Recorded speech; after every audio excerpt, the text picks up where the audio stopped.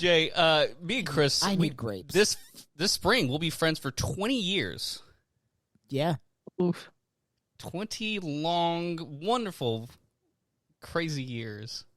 The pause is 20 telling. long years. 16 We won't be wonderful friends ones. that long. Whoa! Shit! Jesus Christ, Harley. She's going to kill me before that. Makes sense. All right. This is how we communicate. Sorry, I should have prefaced. For the record, though, Jay, if she does kill you before that, it's because you deserved it. Oh, God. No next year is doubt. 20 Harley years. can't We are We're gonna 6 haunt minutes in. her. Chris, we have to go. How is this my fault? I just realized Always next your year's fault. 20 years for Kira and I, too. Look at that. We should have a big old party. That would be fun, a big old party. Let's do it. She'll have a new baby. Let's do it. Tim's so adorable. He's just a little guy. Just a little We should guy. have a big old party. He just wants to have a good time.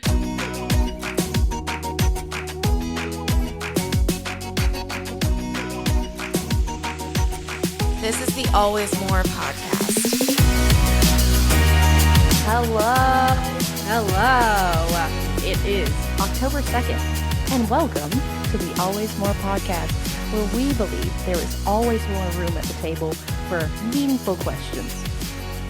I said it wrong. So close. You know my new rule. I'm not editing any of that. Meaningful conversations, honest questions, and deeper understanding. Today on the pod, we're talking about a lot of things. We're talking about little cutesy characters. We're talking about cowboys. We're talking about lobsters. And so much more that you probably don't actually want to hear about. But most importantly, I'm your host, Harley B. And joining me today, let's see. Let's start with our list. I put this in parentheses if you guys view our little notes thing, but I corrected it and put Tim's best friend in the entire world and zombie apocalypse survival expert, Chris Ford. Just Tim's, Harley? I'm not your best friend in the entire world? No, Be so I love serious. you. Wow. Am I your best friend? Yes. You're Wow. lying. You are not. There's- But I also love you. Yes, the love is still there. However, Nonetheless, I would murder people for you if you needed me to. thank you. I would do the same. We'll talk about those moral dilemmas later. You say was dilemmas. gonna say- I just say questions. Everyday conversations, thoughts, no big deal. Are they intrusive if Next. they live there? Oh, they're just neighbors, good friends. Squatters. Compadres. Oh, Waters is good. Next, our Virgo planning and university extraordinaire, Tim Lichty. Hello, hello. Hey, this one I came up with. I think I came up with most of these, but the think you next one I'm did. really proud of. You did. The woman the alternative was based upon Janelle Saffron Ford. Hi. Did I say your last name right? No, my last name is just Saffron. Really? It's not Oh, yeah, I She, hyphenated. she did didn't make that love me mistake. enough to change it. That's what it is. Timothy. I'm deleting it. I forgot that it actually But did I wasn't. pronounce knew saffron correct? Saffron, yes. Saffron. I knew you didn't Slay. get rid of saffron. I just forgot That it really was that involved. really depends on who's saying it, because my family says saffron, but I don't know if that's just because they're from Pennsylvania or what. Because the spice is saffron, Right. so it just depends on. You're but telling is me you in don't know fact- how to pronounce your own name? It doesn't matter. All words don't have inherent meaning. Doesn't It is what you matter. make it. Everyone can say it differently, and it's valid. That's right. Oh, we did have that. I don't feel Mhm. like We'll that talk about applies this to later. names. Oh, Especially Maybe. names. depends. We'll talk about this shortly. So it's just saffron, Yes, no Right. Ford. No Ford. Period. I'm the only Ford here. it's hyphenated on social media because I kept getting DMs from people I went to high school with. You still The married? lore. Literally every couple years. My favorite thing is like She has Every this one couple guy years. that like every couple of years just messages her, "You still married?" That's it. That's it. He's committed. Truly. I would be. I haven't heard I from mean, him look in a at while. He has a baby You are now. committed. He's down bad. Exactly. I never spoken a word to him ever in real life. Oh my God. What? Men are wild. We'll talk about this and I hate them more. Yeah. Period. Um, possibly joining us later, the guy who puts the sin in Wisconsin, Justin Johnson. Oh, and our favorite long haul trucker. There it is. There it is. We That's don't- what we wait for. Yes, we don't know. He may show up. He that, may not. That may be why he's not here. He's on the road. He's trucking right now. He's busy. You're so right. Oh my God. Oh, sorry. Can't drive a truck and Don't touch me. podcast at the same time. Yeah, Whoa. that's like kind of illegal. I bonked his knee. He's actually in my personal space.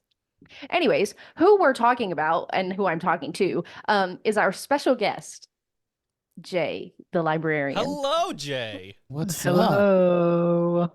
Glad So to glad have to you be here. Yes.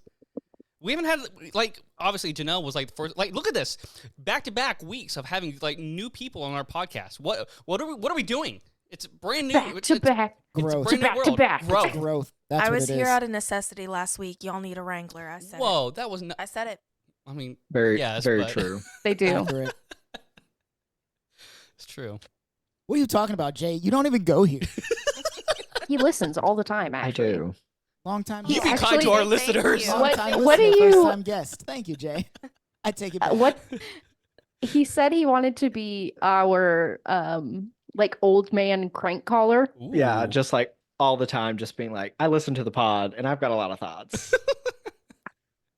Love it. While we will accept your thoughts, you can also kindly shove them if they're mean. I'm the nicest person. Just ask Harley.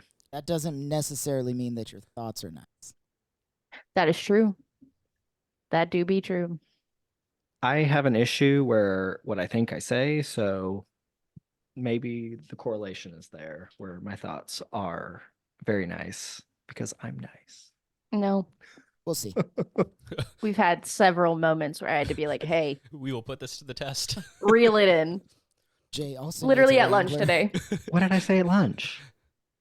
I don't remember. Look, Jay, there's something special about the Always One Pod. While we are very inclusive with people, like we want to bring people in together, we do need guidance. We there's some wild things that have been said on this show. We could make a whole like B-roll like or episode about all the crazy shit that we've said. All the stuff that you've edited out. because like I've the- had to The almost stuff illegally. that the podcast, yeah, the stuff that the podcast Legally. listeners like don't even know is happening. I don't want to And get so we should make a Patreon. That's what I've been saying. Yes. You can pay to hear my illegal statements. How many people have I murdered in my life? Could be 0. Could be more. You I don't know. can one up that. Just come to the library and I'll tell you. Oh, so testy. Hello. Great things happen at libraries. You get free books, internet, place to hang out when the weather's bad, stories of murder. What else? It's got Yeah. the whole package. One of our coworkers actually just put up a serial killer display thing. For Halloween. So, yeah. Not for Halloween. I hope so. Serial Just in Killer general. Appreciation Month. What are you talking about? She would do it year round if she could. Yeah. That's fair. It's a time. It is a time. Okay. So, oh my God. Sorry, I already looked at our next segment. We're going to get into our first segment of today's pod, which is Wreck and Rev. Yes. Can you hear the music? Oh, interesting. Okay. So, first up is Chris, which is why I said, oh, I'm so not excited for this one. You should be. This movie. Hold on. I'm not. There's very few times in our friendship that I've been disappointed in you. This tops pretty close up towards the list. I'm not gonna watch it. Thank you. The days of adventures and merriment Oh shit! have come to no. an end. You should even know. As Christopher Robin, now a young man, has left Winnie the Pooh and Piglet to fend for themselves. As time passes, feeling angry and abandoned, the two become feral. After getting a taste for blood, Winnie the Pooh and Piglet set off to find a new source of food. It's not long before their bloody rampage begins. This movie is called Winnie the Pooh, Blood and Honey. Oh, I don't know if you guys are familiar with trademark and licensing laws and things like that, but after a certain amount of time, things become public domain. And when things become public domain, the most wild things can happen to those beloved characters. Recently, Winnie the Pooh was one of those characters that became public domain, and almost like the next day, they had this story written, movie shot, edited, and released. Which means legally they were doing this before it became public domain. But they made a horror version of Winnie the Pooh. And let me tell you, if you're a fan of crappy movies, this is a great one to watch. It is intense. The deaths are very gory and vivid. It's a weird movie to see Winnie the Pooh, and it's a grotesque looking version of Winnie the Pooh as well. Like, it's not even like the Winnie the Pooh you know and love. It's just a large grown man in what is more or less a very disturbing, hyper realistic Winnie the Pooh mask, murdering I people. love it. Okay. We're done with this. Piglet has grown into a warthog, Can- not a tiny pig anymore, so he's got like the tusks and everything as well. But it looks like the Saw mask, basically. And they're just murdering people left and right. And if you like slasher films, if you like Winnie the Pooh, and you want to put the two together, this movie is a time. I would just expect of someone who adored Winnie the Pooh so much to not want to subject themselves of such horrors, literal horrors. I know this was a mistake. I understand what you're saying. He's already having nightmares. I understand what you're saying. But hear me out. I'm crazy. And this called to me in a way that I cannot explain to you. Like, I would think I wouldn't want to watch a horror version of what is literally my number one comfort movie. And you didn't. When I get really, really sad, I put on Winnie the Pooh instead of writing a suicide note. And it makes everything better. This movie is a movie. That's what it is. It's a movie. Are they guys. eating the people or just killing them? Oh no, they're eating. Oh, Jay, you're asking Okay. all the questions. Yeah, no, Why? they kill and eat them. Spoilers. There's a scene where it's literally blood and honey just dripping down Pooh's whole face. Ew. It's intense. Like, I will watch this. you have to. It's very That makes gory, sense so for be you. prepared. It's not something that you would see on a normal streaming service, but it's on Peacock. Oh, of course it is. So, Winnie the Pooh, Blood and Honey. Also, there's a second one that I'm going to watch as soon as Tim adds it to his server. So, there you go. Can we move What's on, that one please? called? No, Do you know what Marley, that one's stop called? asking questions. Winnie the Pooh, Sorry. Blood and Honey too. Sorry, never mind. Wait, they Two. already came out with a sequel? Yeah. God bless. Listen, man. The first one, top tier. If you're looking for a bottom tier movie. Nice. The second one, it's part of like not a series, but there are other ones. So there's like the Mean One, which is the horror version of the Grinch. Oh. There's several. There's Thanksgiving, Terrifier 1 and 2, The Boogeyman. Just listen to the pod. So It's right here. there you go. Enjoy. Thanks. Thank you for your contribution. It's what I do. God. Janelle, do you have a wreck and rev for I us? do. Slay. It's a podcast.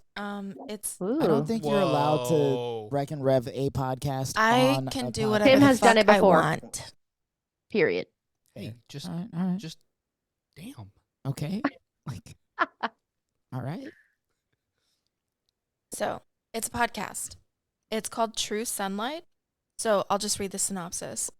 Previously known as the Murdoch Murders podcast, True Sunlight is the intersection of true crime, journalism, and systematic corruption. Welcome the new face of MMP. True Sunlight is the antithesis of true crime. True Sunlight values accuracy over access journalism. True Sunlight is shed with empathy, not exploitation. True Sunlight was created as a matter of public service, not just entertainment. While the name of the podcast has changed, our mission, values, and team have not. We are simply expanding our horizons while continuing to shine as much needed bright light on crime and corruption wherever it appears. Celebrated journalists Mandy Matney and Liz Farrell are taking their style of reporting beyond Alex Murdoch, his co-conspirators, while pursuing justice for all the victims you met so far. Whoa. I remember listening to So- the original podcast with you. Yes. So they covered. Do y'all know about the Murdoch murders? Mhm. Yeah. Well, they did a lot of reporting on that. They were shedding light on some cases that the Murdochs may have been related to, and some of the cases have been reopened, and they're getting justice because of their reporting. It's very serious. So they are reporting in South Carolina, and they report on different. So I don't know if you all know about J.P. Miller, Rings a bell. and he's a pastor whose wife Oh, yes. allegedly Right. supposedly Oh, committed yeah. suicide. So they're talking about that right now because that happened in the Carolinas. I think South Carolina, right? I don't know. Anyways, Is the worst of Sounds the two. right. but like they take really serious steps. So like the fact that Micah Miller was separated and what happened? Go on. We sorry, I didn't mean to interrupt. Micah Miller was wanting to be separated from her husband and wanted to be known as, she wanted to replace like her married name with her maiden name. And so they started referring to her as Micah Francis. So they, just respectful journalism, shedding light on cases with empathy rather than, like they said, exploitation. That's pretty cool. I like that. Yeah. That's pretty cool because most often true crime is just exploitation. Yes, Gets exactly. real exploiting. Which is why I really like it. Oh, also they're coming out, they're working with Hulu to share the story about the Murdochs with Alex Murdoch's wife Maggie as like the forefront to just share more of her story. Mm. We recently unsubscribed from Hulu simply because we already have Disney Plus. Yeah. And everything on Hulu is on Disney Plus. What? Everything? Mm-hmm. Everything I care about. Oh, okay. What? Yeah. Period. If you have Disney Plus, it's the stuff on Disney Plus is the same as Hulu, even with the commercials. Cool. I've got to look into this. I like it. Is That's it how we on? watch. Because Jay only has Hulu. It's not on yet. I think it's coming soon. Oh, okay. They're working in production. Gotcha. That's how we watched Secret Lives of Mormons. The Mormons. Those Mormons. Mormon. So silly. I watched that show, by the way. I know. I hate Whitney. I don't know who that is, but I'm all right. She sounds terrible. She's the worst. And she's Justin's third cousin. We Oh. allegedly. We Did should we probably figure out which pause one it is? before we say any more. Did we figure out which one it is? No. No, we don't know. He's related to one of them white women. They're not all white. They're mostly white. Let's Even move the ones that along. aren't white are very white passing. My Wreck and Rev. Thank Harley. you. Subtle. So we were actually talking about this in the group chat a couple days ago. And Right. when I was a child, apparently I loved My Neighbor Totoro. I never And- heard of this in my life. Are you serious? I will stab you in the neck. Yes, Is he you being have. sarcastic? Maybe I have. I just don't realize it, but it's not ringing a bell. Dude, look it up. Okay. What are you talking about? It's won Anyways. Oscars. Oh, you're talking about the movie, not that she said it. Okay. I was like, we're not gaslighting her on this podcast. No. I recall her talking about it. I don't know what it is though. And so I rewatched it in quotations because I don't recall ever watching it in the first place. And oh my God, it's so cute. So good. So it's a Studio Ghibli film. As Jay pronounces it, it is Ghibli. And apparently, the way the Japanese pronounce it, it is way different. And apparently, the original term, which is based off an airplane, which was Italian? Italian. No, that's the No, but the word. Maserati. No, it was It's Arabic. Arabian. No, it was Libyan or Lebanese, Arabic. We are Yes. all over the place. Yeah, but that's what I'm saying. Like when it It comes was to an like L. I feel like word, that Josh Gad meme. What is happening? the like pronunciation, who knows? It's out of my hands. But anyways, Studio Ghibli films. Said it wrong again. This film is about two sisters who moved to the country with their dad, and their mom is in the hospital, which is never revealed in the movie what is actually wrong with her. But some theories are that she has spinal tuberculosis, question mark, because Hayao Miyazaki's mom had spinal tuberculosis. And so there's just theories that that's what the mom in the film has. But anyways, as they are living in this countryside, because apparently it's where the mom's hospital is located, they stumble upon this thing called a Totoro, and it's just this huge, fluffy creature. And he's the cutest big guy in the entire world. And there's little ones. So cute. But yeah, that's really it. And then they become besties. And it's supposedly it's like seeing a Totoro is like only a thing that kids can see, like kids who believe. Oh, and the lore of it. Yeah, it's just like one of those things that is just children's imagination running wild, and it's cool. It's gorgeous. one of It's Ellie's just a great favorite film. movies. Ellie so good. loves Totoro. She loves Ghibli Yes. movies in general, but Totoro, like, even Yeah. that scene when they're making the trees grow.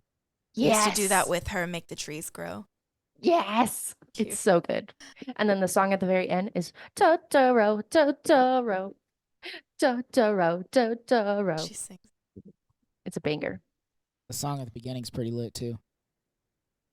Over the hill, across the bridge, Yes. through the tunnel we'll go. We'll run along the field and down the bumpy gravel road. Nice. Keep going. No. Yeah, all of the music. We gotta keep going. Ready, set, let's go. Slay. So yeah, that's it. Nice. That's all I got. Okay, next, Jay. Okay. So my Reckon Rev is a book, Occupational Hazard, but it's called Red Dead History. I'm in. I know. It's about Red Dead Redemption, mostly 2, but they also talk about 1. Let's go. And it's written by Tor C. Olson. I believe I'm saying his first name correct. He's a history professor at the University of Tennessee, and he started playing Red Dead 2 during the pandemic when he had a lot of time. Didn't we all? Yeah. And so, of course, as someone who is well-versed in history, he has a bit more perspective than the average player. He's got a lot So to he- say. Yeah, He knows yeah. a thing or two. And for the most part, he's like, oh, they do a really good job of being as accurate as they can be, except that Red Dead 2 takes place in like 1899, something like that. And that would have happened, the events in the game would have happened 20 years earlier. Mm. So really not like a big gripe, but it's like, the world had moved past a lot of that. Yeah. So it's really fun. It's shy of 300 pages, so it's a short read. It's really fun. Language is accessible. Some pictures. Talks about all sorts of things. Nice. So highly recommend it. Should check it out from your local library. Would it be interesting if Slay. you have not played the game? It depends if you're interested in Civil War, Reconstruction era American history. Here's the thing. Which is my jam. I'm not, but I'm a dad. So I feel like it's coming any day now Wait, have It you not could. played the second one? that I'm going to pick up some random either Civil War or World War II book. I've been trying to So- do this for years for you. Years. Might I recommend World War One books? Oh. There you go. That's a good one. It's often forgot about in comparison to World War II. But then how will I talk to the other dads? Me. Tim? Me. I'm the other dad. God Sounds personal. damn it. It is. It's It's very always personal. personal. There's a lot of beef here. There's so Yeah. much. There's so much. Listen, we got a ranch, and it's full of beef. That was good. Slay. I'm into it. Thank you. Thank you for that suggestion. I'm gonna actually look it up. Yeah. Okay. Okay, Tim. It is now your turn. And your topic, that's all we have. Yeah. So Okay. there's no description. I don't have any specific books, so this is actually a recommendation to go to your local library. I I would think. also recommend this as one myself. Well, okay, so one of my courses this year is about pre-colonial America and basically the rise up to it and, of course, the horrible events of colonization and, mass murder, genocide, all that shit. Genocide. But in my readings and in my courses, I've been really just discovering a lot about Native American culture that I knew on the surface level of certain things, but it truly is been really eye-opening for someone who, again, knows some surface level things as a history buff and as a fan of history. But because this is part of now my degree plan, and because of it's just so interesting, I have been learning so much about things that are so counter to what you probably understood as true Native American culture. For one of the mere facts is that Native American culture, especially in Mesoamerica, was incredibly industrial. It was incredibly civilized. It was incredibly clean and efficient. That's one of the Yep. things that you don't think of when you think of like Native American culture. It's one of the, especially when you think about North American, you That's think what of. I think about. Yeah, 100%. I think that's just I think the stigma of it. I Let think me it's clarify just- then. It's Americans. Yeah, or what is taught in public Non-white schools. Non-Native Yeah. American. Right. Because that's what's been taught in public school. You're right. It's the history of the conqueror. yes. Exactly. Making And the- Canadians. Don't Making forget Yeah. the Canadians. conquered people I have a lot of thoughts about them. seem less than human. Right. Well, it's just very interesting because you, especially depending on what country you're talking about and how they interacted with Native Americans, you have very different stories and very different results about how you learn about each country.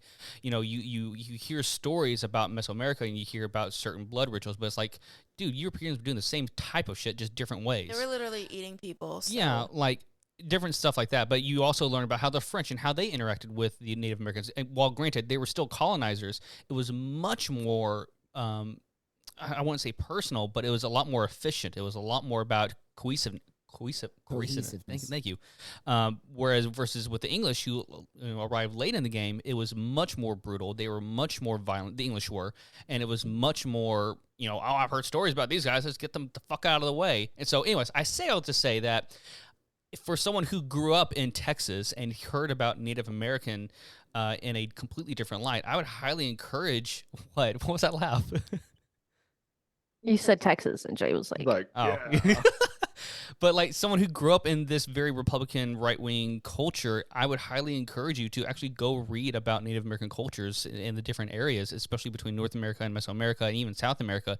It's extremely complex and very rich, and you will learn that not only are we alike, but we're all human. Like, this is just different time periods, different places, and so it's just it's very enriching to me as someone who is still in my journey of becoming a history major, to hear about things that unfortunately, I think I was taught incorrectly, or at least at the Mm. at the 100% bare you are. minimum, with least amount of information. And so, No, you are 100% taught incorrectly. A lot of like the disgustingness of like white culture, it comes from the Romans.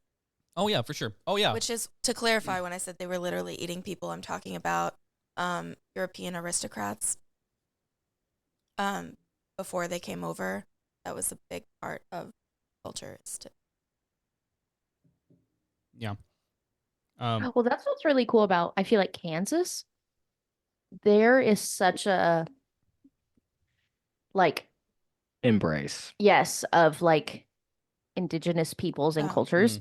I mean, most states are named after indigenous tribes. Yeah. But Kansas like really owns up to that. Yeah. Even though I think Still none terrible. none of the people live here because they're all in Oklahoma. But like up here, I know way more Native people than I feel like I did in Texas. It's either that or like people that I knew in Texas didn't know their native side, or like Mhm. Yeah. that kind of thing, kind of like an Yeah. erasure, if you will. 100% that's what happens. But Yeah. it's Like, just so interesting. As a Native person, if you don't live on a reservation, you really have to look for your own Yeah. history. Like, Yeah. I'm learning so much more about my own tribe and my own people now that I'm an adult and I can do the research myself than I ever did from being a kid. Like, I was always told, "Oh yeah, we're Ojibwe, we're Chippewa," but like now I feel like I have an understanding of what that means Mhm. versus being a kid just being like, "Yeah, you're a quarter Chippewa." That's it. That's all the information you get. Unless like I was hanging out with my granddad who would tell me stories, but again, that was all I had was just the stories that he was Yeah. told as a kid. Right. So, I spent a good chunk of my childhood in Oklahoma, and so I feel like I didn't hear the same kind of stories that young kids hear about colonization, because most of my teachers were Native. My Mm. classmates were Native. We went to powwows a lot. So it was a little bit different. I didn't come to Texas until I was in 3rd grade. So I heard those stories later, but I was like, that's not what I Yeah. learned. Yeah. my favorite thing though is that Tim's notes for Rec and Rev just says Native Americans. I mean, Yeah. well, I was like, He I really recommends and should have. reviews Native Americans. I really should have come up with some like books and stuff. Recommends them fully. Yes. So does Janelle. On a scale of 1 to 10. Highly recommend. So does Janelle. Shut up. Wink. I will say, if you haven't watched Killers of the Flower Moon, that is a really good segue into a lot of that. If you're into more cinema-based history, The book yeah, same thing. is it's obviously a nonfiction book, but like way different than the Right. film, I feel like. Yeah. So that wraps up our first segment. And now we're going to go ahead and get into our next segment, which I'm going to let you guys take this away. Yes. Okay. So we had like 3 different stories, and I'm doing one. It's our Chris. Are you ready for this? Are you ready? I'm ready. Okay. You didn't say you're ready. Sorry. Okay. It is time for. What did I miss? That's freaking right. Okay, we haven't done it in a while, and we're only doing one because we're short on time, but I decided to share with you guys the story of Clementine the lobster. Are you guys ready for this one? Before you start that Yeah, story, rock it's lobster. important to me that everyone knows lobsters are effectively immortal. Yes. They're like the roaches of the sea, right? No. I mean, like, an individual lobster can technically live forever. Oh. Yes. I The think only roaches The are only roaches reason of the lobsters sea. die is because they don't have enough energy to shed their shell when it gets too big. And that's how they die, if they're not killed. So they're not immortal. If someone were to help them shed their shell for the remainder of eternity, they can live forever. I don't think that counts. till they're slowly crushed. This is to a death. colossal squid situation. You don't actually know that. I do know that. I've read stories. No. When a shipment of lobsters arrived at a New York grocery store last month, workers noticed an unusual sight: an orange creature among the brown bunch. The Stop and Shop in Southampton on Long Island hit the Princer Powerball because only 1 in 30 million lobsters is naturally orange. Weird. The rare crustacean, later named Clementine, quickly became a celebrity at the store. Initially, the store reached out to the Long Island Aquarium, hoping it would take her in, but the aquarium declined the offer. John D. Leonardo, president and executive director of the animal advocacy group Humane Long Island, said in a news release. That's when the Southampton Animal Shelter stepped in, alerting Humane Long Island about Clementine. After it contacted the grocery store, it quickly secured Clementine's release, and the lobster was returned to the sea last Tuesday. Quote, "We got ourselves a big saltwater tank to rehab her in. We brought her down to the ocean, and she immediately began foraging." DiLeonardo told NBC News on Wednesday she was ready to go as soon as she saw the ocean. Good for her. I mean, right? DiLeonardo, a passionate animal rights advocate, said lobsters like Clementine deserve to live freely. Quote, "They all want to live natural lives in the wild," he said. "They don't want to boil in someone's pot or stay in a cramped aquarium." But the only ones that are allowed to live in the ocean freely are orange ones. Seems kind of racist.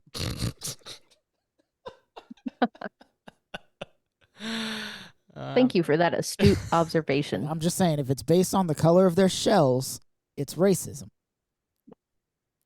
But they don't have a race. I think their Apparently they race do. is being a lobster. Race is man-made.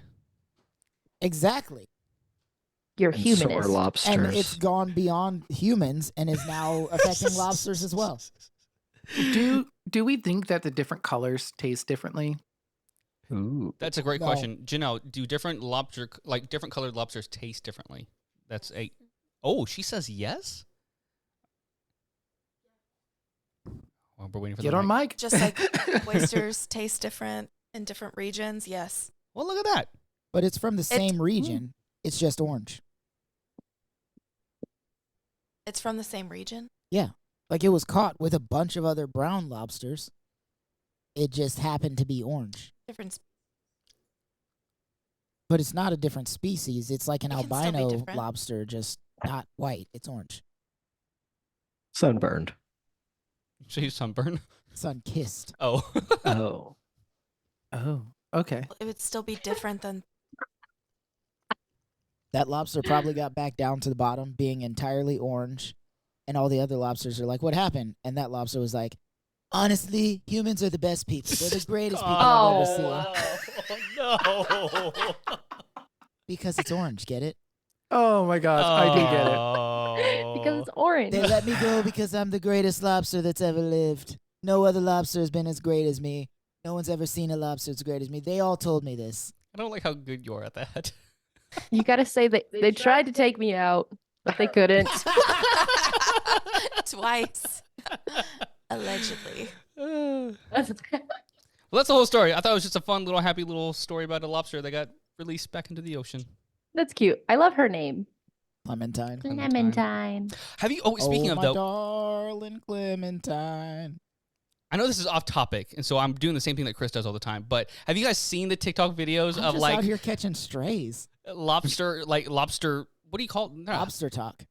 Yeah, lobster talk, where they catch lobsters, but then like if they have babies, if they have eggs, They have to put them. they clip them Yeah. and then they toss them back. Like, hey, don't eat those. Don't catch this. And they get their lobster. little things. Yeah, yeah, Sustainable fishing. Yeah. so cool. Don't catch this one because it's having babies. They finally put laws in place. So in they had laws in place all over the world, but the U.S. laws are recently. My in dad. place. My dad is famous for going to restaurants, ordering lobster, and then when they bring out the small lobsters, You that know it's Americans are illegal to used catch these in They Honduras say they throw you in jail in this, for this in every Honduras. single time. I love it. Every single time he orders lobster. Not Fun once fact. have I ever seen my dad eat a lobster in the States and not No. say that.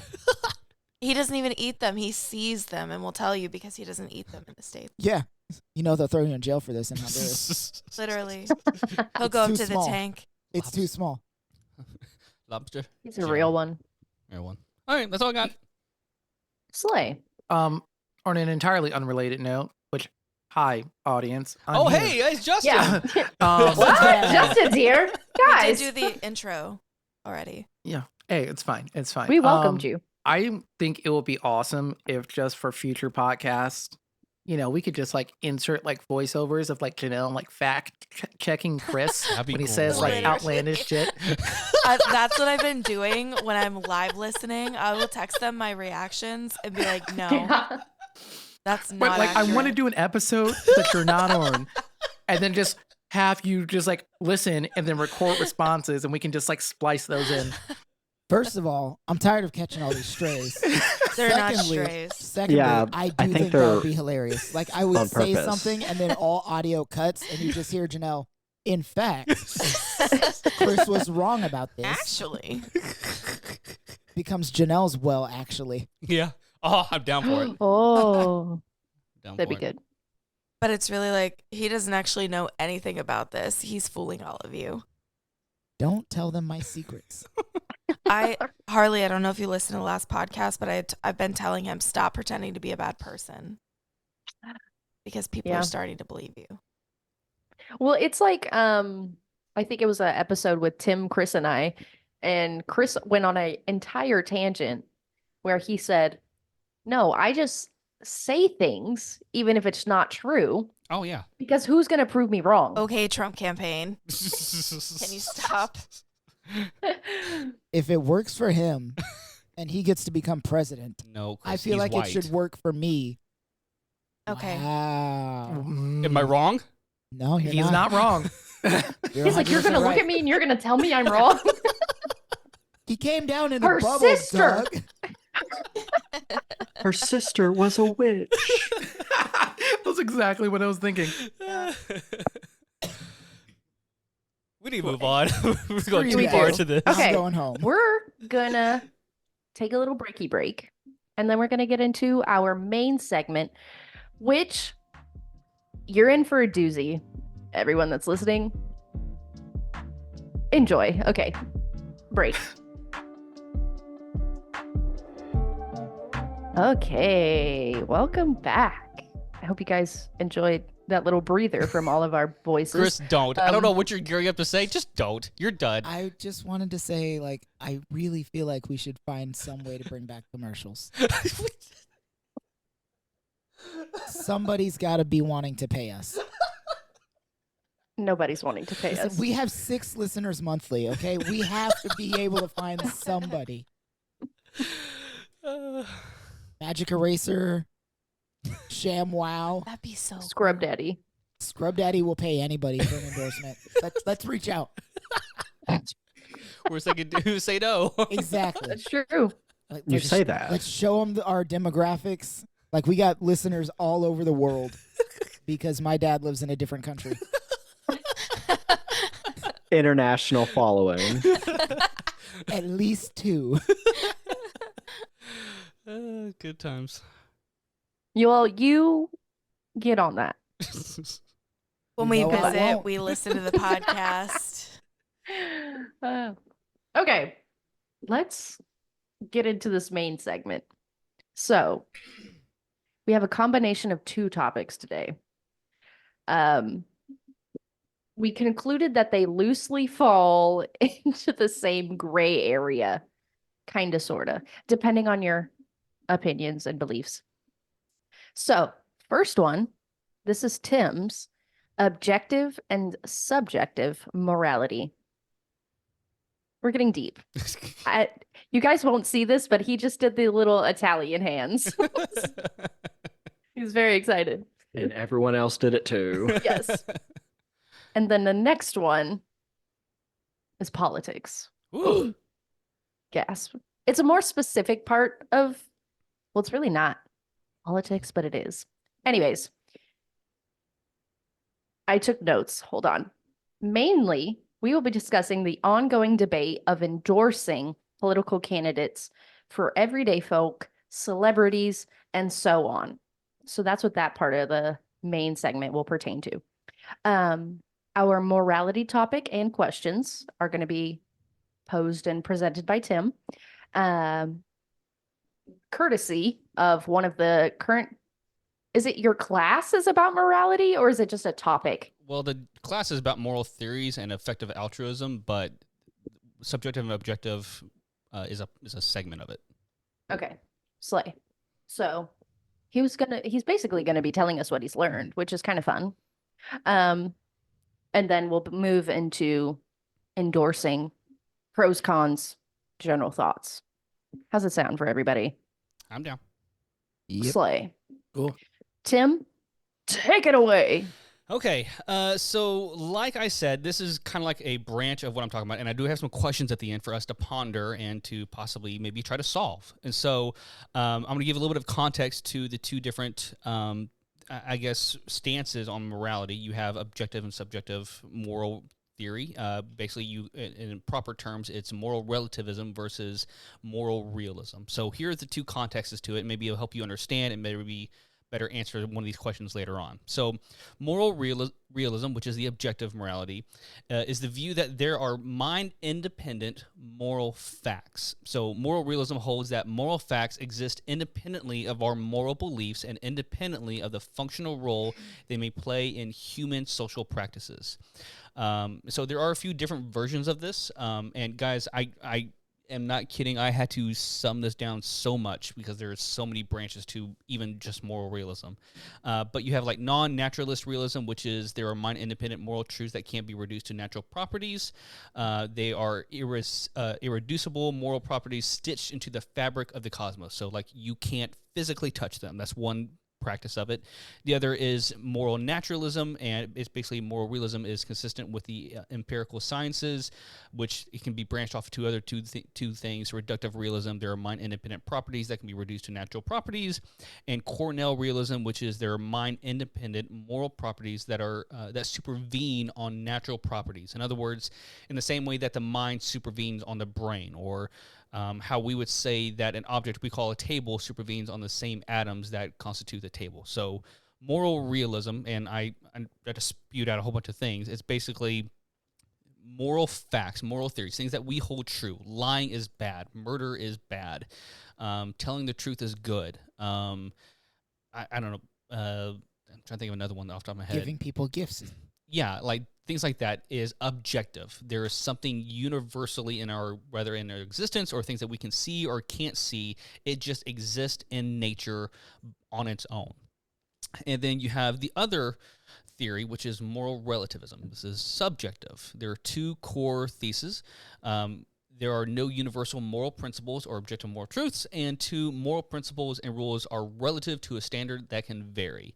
And there are two different kinds of moral relativism. There's cultural and subjective. Cultural is morality that is relative to culture, and subjective is morality that is relative to just individual subjects. So you have morality that is purely dependent on only cultures, like certain groups, or some that are just people believe that it's purely individual. That's how it is, just each person.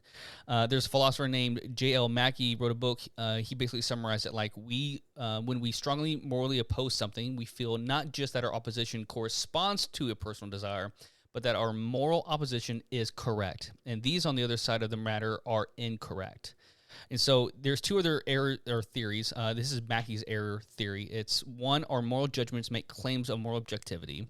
Judgments make claims of objectives or truth evaluable. So moral judgments are true evaluable. Moral judgments characterize the world as having moral properties. There are no moral properties in the world, so all of our moral judgments are, strictly speaking, false. In other words, there is no objective morality. Another argument is called the anthropologist argument is this. There is widespread moral disagreement. In other words, each culture has their own opinions. So if moral realism were true, then moral disagreement would have to be explained by distorted moral perceptions of objective moral properties. Adherence to different ways of life is a much better explanation of moral disagreement than distorted perceptions of objective moral properties. So moral realism is true. And then the last part of this is the argument from weirdness. Now, I will say the proper term for it is called the argument from queerness, but that's just because it was written many moons ago, back when queerness just meant weird and different. It had nothing to do with sexuality. So it goes by this. If there were moral properties, there would be intrinsically perspective. prescriptive. The natural and social sciences do not posit properties of this kind. So in other words, you can't see it outside of, physically seeing it. Properties not posited by the natural and social sciences are metaphysically weird.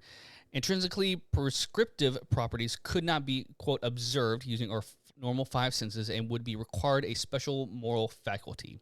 And the last two, a special moral faculty finely tuned to objective moral properties would be epistemologically weird. So, therefore, objective moral properties are both metaphysically weird and man, I said it right the first time. I can't get it right the second time. You're so Epistemologically weird. So, I said a lot of words there, but Yes. long story short, you have the side of the argument, which is moral relativism, which is things are subjective. There is no thing in the universe that you can measure as moral truths. And then there are things in the universe, if you look at moral realism, they're just murder is murder is murder. It's bad, always 1,000%. The moral relativist would say something along the lines of, well, then could you say that, murdering someone that hurt your child is wrong? You could say things like, if it's wrong, I don't want to be right. Well, and that's fine, but that begs the question then, is there real such thing then as moral realism? Because if there are exceptions to the rule, then how do you define where that line is? What is the absolute truth if there is objective morality? So maybe before I get to my questions, what do you guys think about that? I think the world functions on a relative I agree with morality. that. To sum up the debate, I guess, to make it easier to understand, either morality is inherent, we all have a base level of morality, and there's no explanation as to where it came from, but we all have it, or it's a culturally based thing that is relative based on when and where you were born and grew up and who you are and all of that. Is that, am I summarizing the argument? Sort of, because there are branches of there's like the same way there is politically, like there's left, there's right, but then you've got like the alt-right and the far left. Yeah, like there's a part of essentially it's like one versus the other. Yeah, I mean, there's a part of moral realism that people kind of use that basically says, well, hey, I could believe in objective morality, I don't think we can ever prove it or that we could ever actually know it. And I think that's the camp that I'm in. I think as humans, there is, and call it God, call it the universe, whatever you want, there is a base level of morality that we all understand this is good and this is bad. But that is enacted upon by our culture. So, like, we understand this is good and this is bad, but this bad thing is okay in case XYZ.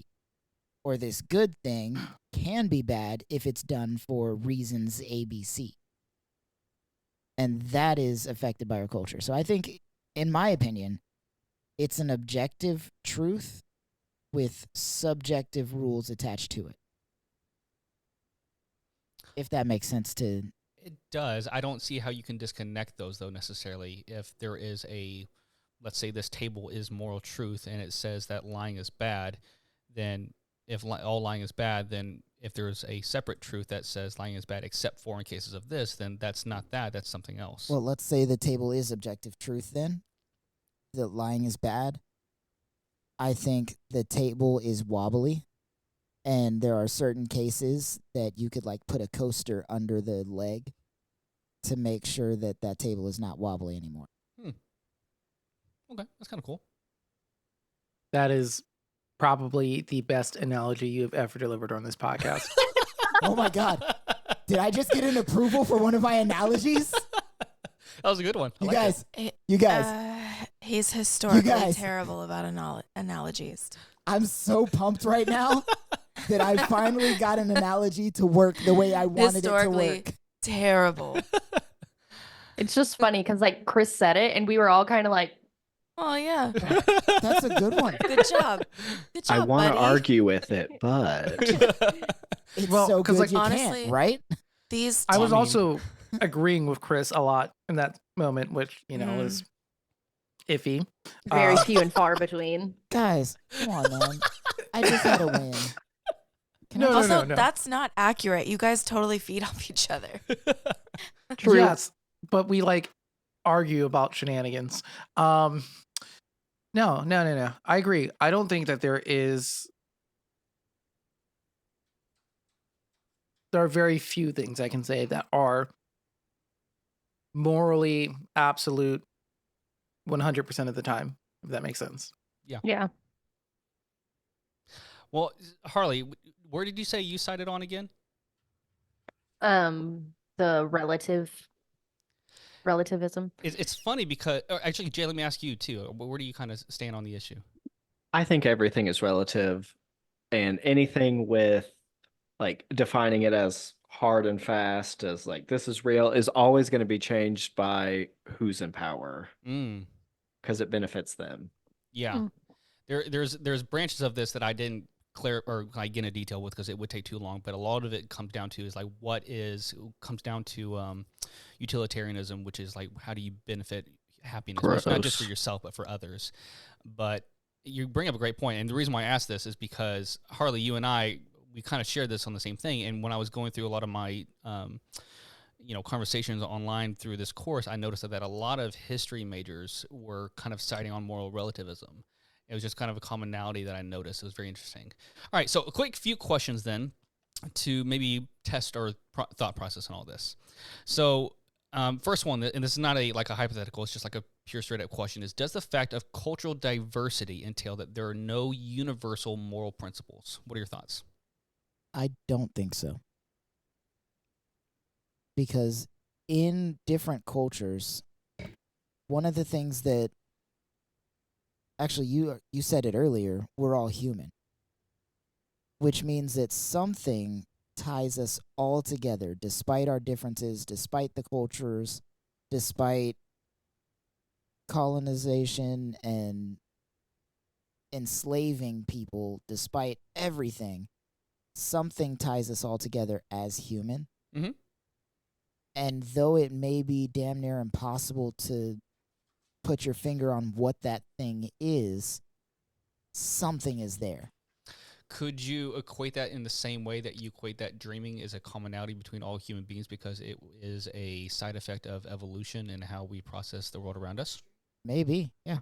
But animals dream too, yeah.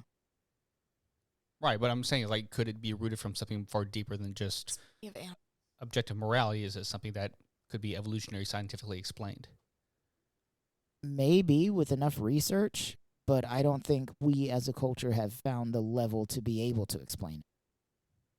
Maybe like 300-400 years from now, after, if we survive the next 300-400 years as a species, we might be able to figure it out. But right now, we don't have the amount of research. We don't have the ability to come together enough to research it because our cultures are so splintered and fractured. I don't think it's something we're going to figure out in this lifetime. Fair enough. Any other thoughts? Go ahead. I mean, what you're saying about asking if that's like a product of evolution, but like, isn't all morality technically a product of evolution? Well, that's what I would argue, is that it's a product of something that we have just evolved from. It's not something that we can see in our science and see as like, hey, there's an atom. I know what that is and what that can choose of. I see it as, me personally, I see it in the sense of humans evolved a certain way, so therefore our moralities change depending on where we're at in time and space. And so murder to a clan of chimpanzees is very different to a murder in a group of gorillas. And so for human beings that I think evolved a certain way, I think murder can be defined based on the time and place in which we evolved. I don't know if this is a morality thing as much as it is, I guess this would kind of tie in with the, oh crap, where did it go from earlier? Like the sciences, ? Mhm. Evolution, probably. The innate desire to like live, like fighting to live and survive. And obviously that varies, so depending on your mental illness. Yeah. But like even as children, like, you know, or like in the womb, like you are beginning processes to live and survive. And then like same as you were born, like Yeah. breathing is a thing of survival. But I don't know if that falls under morality. I think they can be per se. tied together. Well, see, and that's Harley. That's where I kind of sense that too. Is like, is that morality or is that just survival, or is that Yeah. just reacting to something that our environment is telling us, or that we're perceiving as our environment is telling us? But why can't our morals include survival? I'm not saying that it can't. Our moralities can't have survival entwined into it, but I'm saying where's the evidence, the physical evidence that I it think is? that's where it gets sticky too. But Yeah. I would think that would be the thing that would be most like cross-cultural. But I can't think of like, oh, I'm sorry, let me go back to the question. I guess because I believe more in the relative morality, that because there is so much cultural diversity, that there can't really be universal moral principles. Because Yeah. then if you use an example like murder, some cultures, it's not morally bad, depending on the circumstance, you know? Yeah. Well, you even play this into like biblical themes. You know, you think about like sacrifice, like we were talking about earlier about like Native American cultures, but like even in the Bible, there was sacrifice that we saw, like even like Isaac and Jacob, like, or is that what it is? Yeah. Like they were like talking about having child sacrifice. God asked him to have Abraham and Isaac. Abraham and Isaac, thank you, to sacrifice his son. And like, that was just a common, like to them, that's not a big deal. Like, hey, that's just what we did. And so it is definitely a kind of like a, obviously we don't think about that way anymore, but this is something that we kind of hold true in the Bible. And so, Yeah. yeah. Culturally, the Abraham and Isaac thing, they came from a society where child sacrifice was the norm. Yes. And a lot of theologians believe that Abraham's not refusal, but his ability to not sacrifice Isaac and sacrifice a goat instead was actually just a show that God put on to show the other people in that area there's a better way. If you follow me, you don't have to kill your kids. That's a great theological theory. Like, it was all a show. Abraham and Isaac both knew going into it what was about to happen. Mm. It's not like, oh, because I put you to the test, you don't have to kill your kid. Well, I thought Isaac didn't know. It was a very public thing. Not to start a huge theological debate, but I think that that's just people trying to make that passage sound better. Yeah, I don't think the story actually was true, but It's like, oh yeah, we can't have God being portrayed as a monster, so we need to rationalize it away with some random apologetic argument that doesn't actually hold up to. Yeah, we can't have God sounding like a monster, but then we're Sexual going scrutiny. to keep this narrative and call it killing your Isaac. That's the thing, though. Like, when you're sacrificing something that you neither one of those situations makes God seem like a monster, but which one of those seems more like a political play to get somebody on your side? The fake sacrifice. oh, so you're not saying that God actually thought this? You're No, just saying no, that no. so the person I'm that wrote saying- it is trying to get that point. Okay, that makes sense. Yeah, Okay, that makes sense. like that's how you get somebody on your side, by faking an attempt on someone's life. Okay. Oh gosh. Okay, gotcha. Okay. I see what's happening here. I see. Sounds familiar. No, I believed that before this year. I believed that that is what happened before this year. I'm just tying the two together to make it a little more apropos.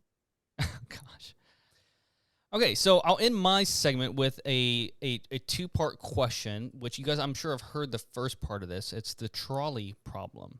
I'm assuming we've all heard a version of this. No? Maybe? Yep. Okay, so I'm not sure. here's the scenario. You are standing by a lever and that controls a trolley. or more so, it controls the direction of the trolley. If you do nothing, the trolley will run over 5 people, killing them all, that are tied down to the track. So that's where it's naturally going. If you pull the lever, the trolley will switch tracks and kill just one person.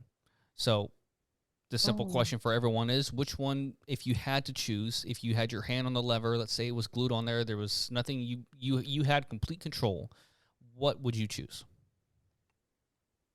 And a lot of times it's posed as that one person is someone you know Yeah. or like a loved one. So it's But let's say it's not. Let's say they're all strangers. Interesting. So if they're all strangers, the utilitarian approach is typically the one that people select, which means they would pull the lever to kill one person instead of the 5. If they're all strangers. Correct. Can you see this person? No. You just know that there's someone on the tracks. If you can't see the person, you pull the lever, because then your brain can Disassociate. rationalize that in a much different way than if Yeah. you actually have to watch it happen. Because if you had to watch it happen, chances are most people wouldn't pull the lever. Yeah. So So just Because they let would feel 5 more people directly die? responsible for killing the one person because they made the action that caused that one person to die, Oh. versus those other 5 people were already going to die if you did nothing. good point. That's a solid, weird way of looking at it, but I kind of get what you're getting at. Well, it's like you kind of, if you know, like you see both people, or you see both, tracks, and you have responsibility over both of it. And the objective morality question, the question could be, if there is an objective right decision that prioritizes saving more lives over fewer, or the question can be, is every life equally valuable, making the choice more subjective? So in this situation, I think more people would choose to save more lives because that's just generally how it is. It's kind of like that question in The Dark Knight, where it's like, would you save a boat full of prisoners or a boat full of innocent civilians? Which leads me to the second one, which I've never heard before prior to this class. So it's a second scenario that's very similar. So in this situation, it's a little bit darker, but you're also on a train track or a trolley track. And on this track, there's a bridge that you're on top of. And above it, you have a person standing next to you. And below you, you can see that there are, let's say, 50 people in a line that are on the tracks. And you know that this trolley, if it continues moving forward, it will kill those 50 people. But you see down below you and the person standing next to you on the bridge that there's a switch or something that would effectively stop the trolley. Would you push the person over, effectively killing them in the process to save those 50 people? And the secondary, third, whatever question is there a line in which you would say yes or no, depending on how many people were on the tracks, that you would save? Could you also jump and hit the lever yourself Let's and say save all of the people? let's say in the situation that you couldn't. Interesting. So, and this may be the autism, but as long as it's not a loved one of mine, I think I would push the person. Interesting. Sacrifice one to save the many. I As an anime person, like, my first instinct, like Harley said, would be to jump myself. Yeah. Like, be the hero. But let's say, like, for sake of argument, I'm tied to a chair or whatever, and I've got one free arm, and it's either push the person or 50 people die. Again, as long as it's not one of my loved ones, I'd push the person. In this situation, what the poll results was that more people would choose not to push the person, because in this situation, They're directly responsible. you are actively pushing someone into their death. So this is the question that I posed to my father to ask: were the bombings at Hiroshima and Nagasaki justified? Because it's the same effective question of, how many innocent lives would you sacrifice to save American soldier lives or American lives, or however you want to interpret it? And so that was a question that I pondered towards him. So the reason why these questions are important is because it's asking you, what objective truth is there in these situations? Is killing innocent lives wrong or not? Is there scenarios where it's different? If it were, like you were mentioning, Jay, if it was a loved one, then that's going to change something. If it's my kid on that track, I'm killing hundreds of people, if not the world, to save my kid. I would burn the world to keep my daughter warm. Right. And so, obviously, in my personal opinion, that proves that there is some form of relativism, because there is an exception to the rule. Always. I'm just going to say it forever now. Wobbly table. Oh, no. Look what you've done. Listen, y'all told him, oh, yeah, you're right. That was your mistake. Look what we did. He's going to put it on his gravestone. Wobbly table. 1992 to whatever year. That's his name. Well, that's all I had for about objective and subjective morality.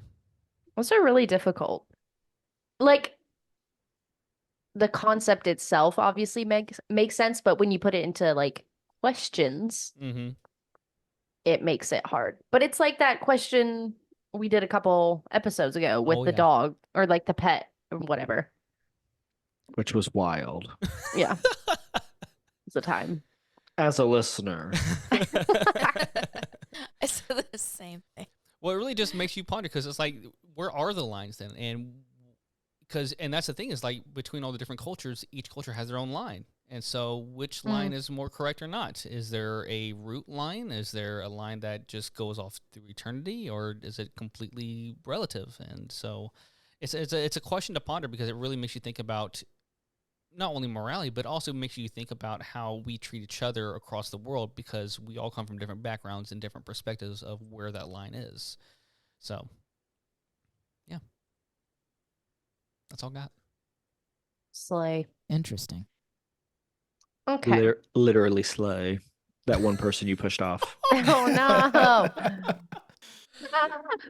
Okay. So now we'll get into the other half of our main segment, which is endorsing specifically political candidates. And I feel like this falls into the relative morality thing, because whatever opinion you have on this, it pertains to morality. Get out of here. Okay. So the definition of morality,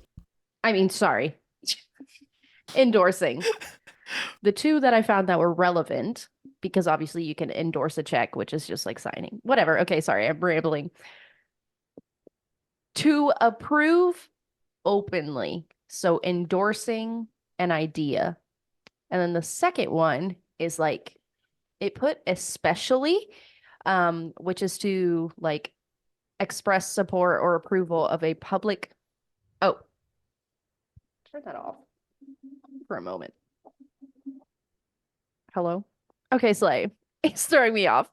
Okay, so it says to express support or approval of publicly and definitely. So endorsing a mayoral candidate. I can't speak today. Okay. This is not new. I usually cannot speak. Okay.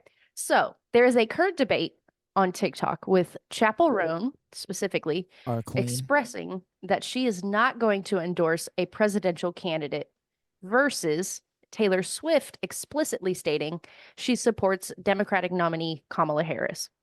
So Chapel does state that she will be voting for Harris, but she doesn't want to put her name and her work behind a candidate that she doesn't fully agree with.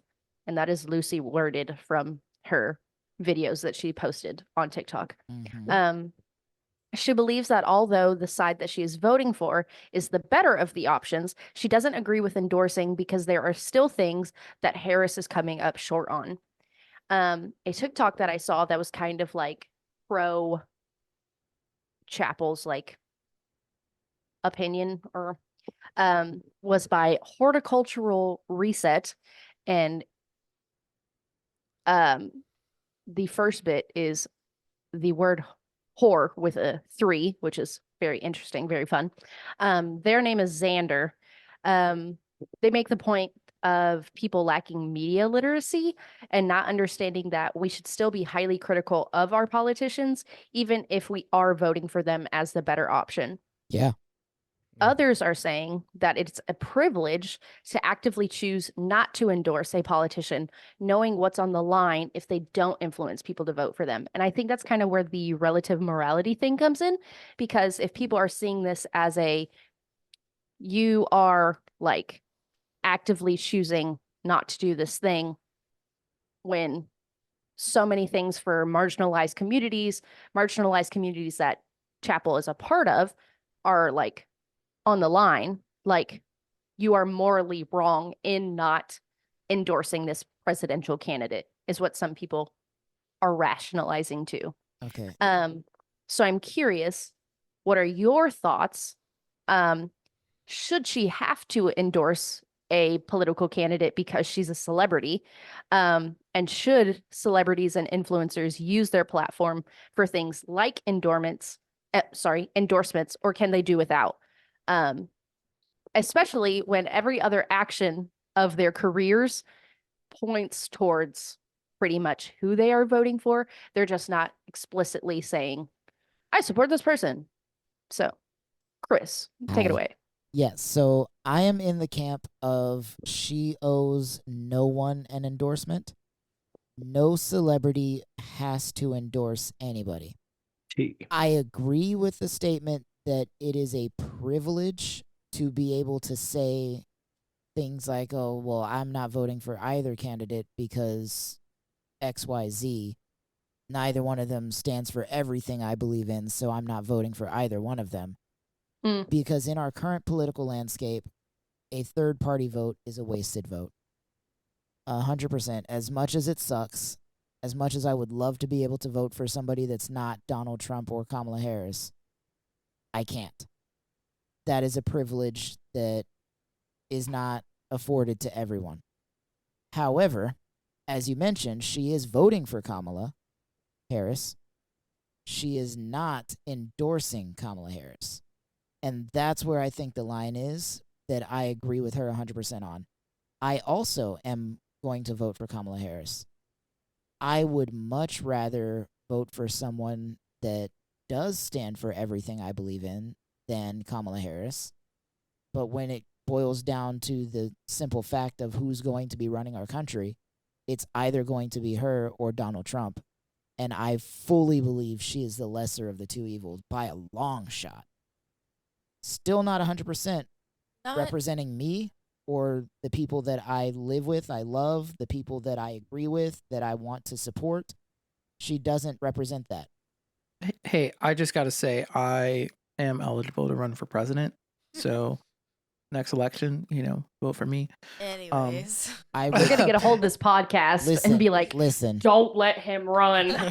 Listen, I would vote for Justin over the other two in a heartbeat. Long call. Let's go. that just shows. Yeah, So judgment here's on my yours. question. But that all being said, like, I don't think Chappell Roan or any celebrity for that matter owes anyone an endorsement. I don't think they have to endorse a political person, even if they're voting for them or not voting for them. They don't owe you anything. They are also private citizens, though they have stepped into the limelight a bit.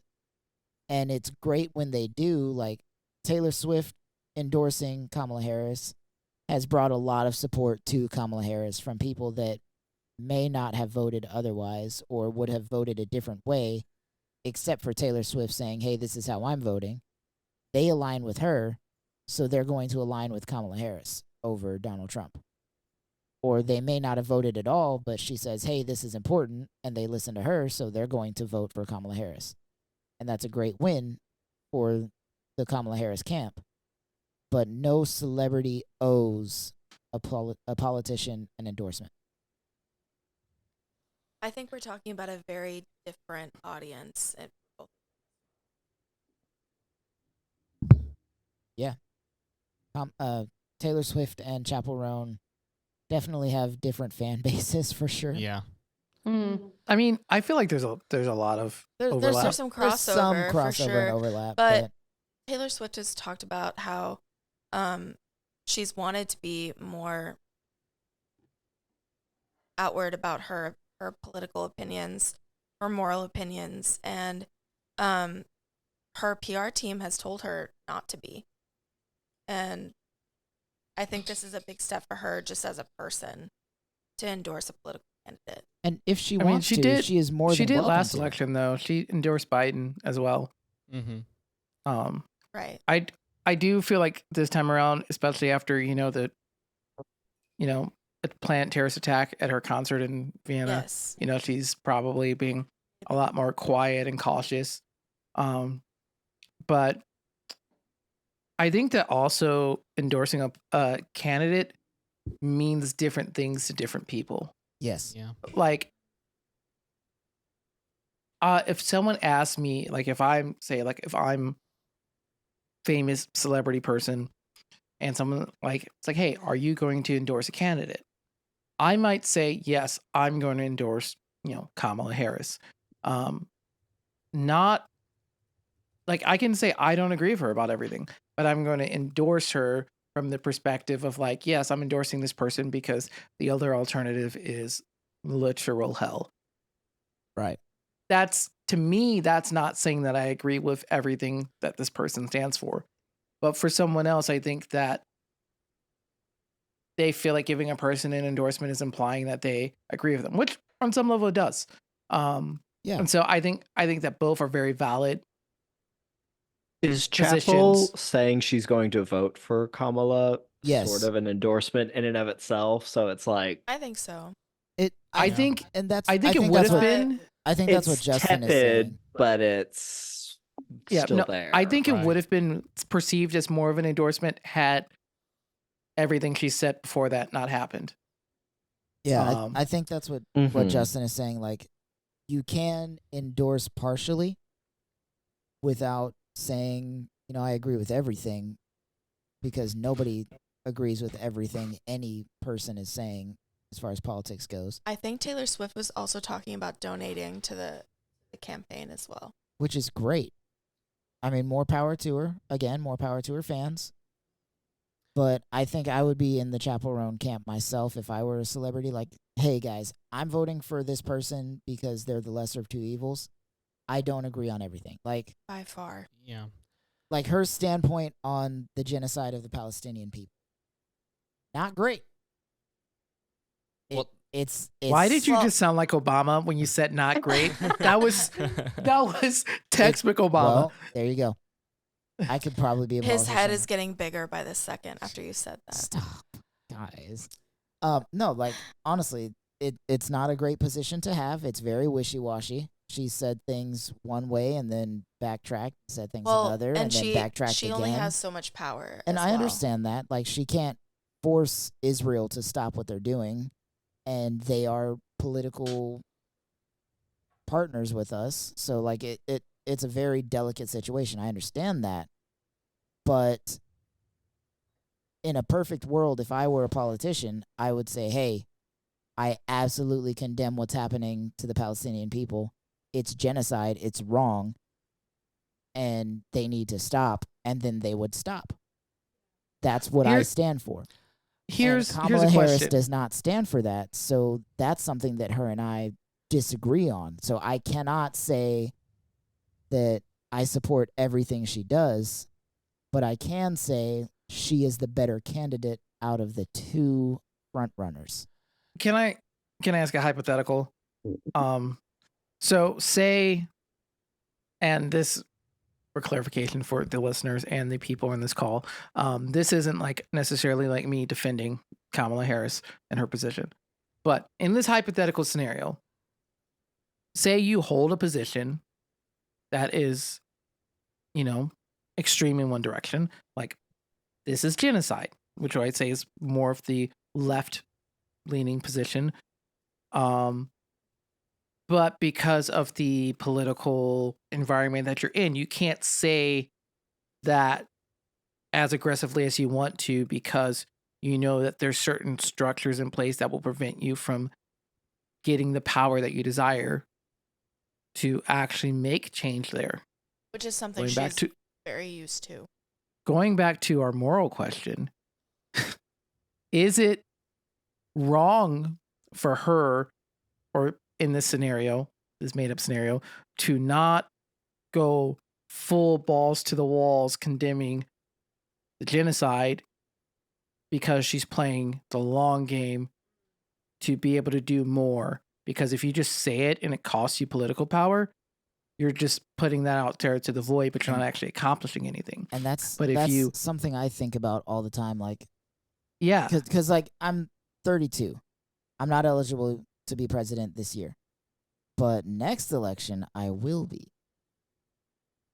I know there's like an almost zero chance that I have any shot at being president.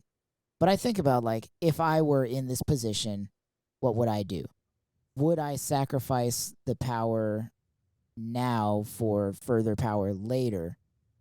Or would I sacrifice at least explicitly saying my moral standpoint to gain political power so that I could enact my moral standpoint?